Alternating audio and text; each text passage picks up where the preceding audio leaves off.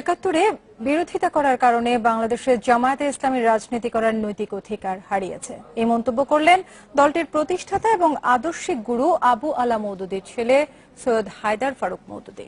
ঢাকা সফরে এসে এক অনুষ্ঠানে তিনি বলেন, তার বাবা আবু আলা মওদুদীও স্বার্থের কারণে একসময় পাকিস্তানের বিরোধিতা করেছেন। 1941 সালের 26 আগস্ট লাহোরের ইসলামিয়া পার্কে জামায়াত ইসলামী হিন্দ নামে একটি সংগঠন প্রতিষ্ঠা করেন সৈয়দ আবু আলা মওদুদী। উপমহাদেশে জামায়াত ইসলামীর রাজনীতি শুরু সেই থেকে, আর গোড়া থেকেই মুসলমানদের জন্য পৃথক রাষ্ট্র হিসেবে পাকিস্তান সৃষ্টির বিরোধিতা করেছিলেন মওদুদী। পাকিস্তান আমলে রাষ্ট্রবিরোধী কর্মকাণ্ডের কারণে বেশ কয়েকবার নিষিদ্ধ হয় জামায়াত।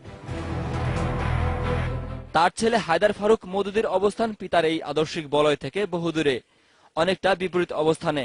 জামায়াতের তীব্র সমালোচক হিসেবে পরিচিত তিনি।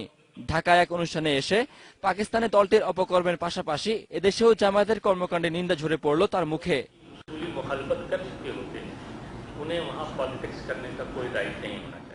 জামায়াত বাংলাদেশ রাষ্ট্রকে স্বীকার করে না, তাই তাদের এখানে রাজনীতি করার অধিকার থাকতে পারে না। তিনি বলেন, জামায়াতের রাজনীতি সবসময় সুবিধাবাদিতার পথ অনুসরণ করেছে। মওদুদী মুখে বলতেন এক, করতেন আরেক। জামায়াতের রাজনীতির ধারা সবসময়ই সুবিধাবাদী। Shakil Hasan, independent news, Dhaka.